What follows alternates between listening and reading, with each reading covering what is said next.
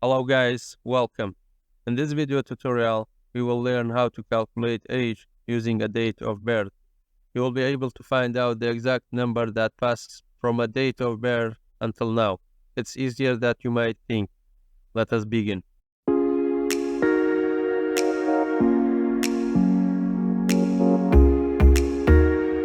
In first step, select the cell in which you want your result to appear, and then type dated formula equal, open the bracket, select the cell that contains birthday, A3, and then comma, type today,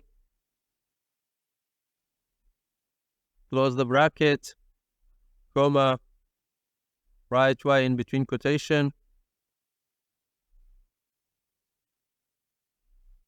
lastly close the bracket, hit enter. It calculates his age from 1990.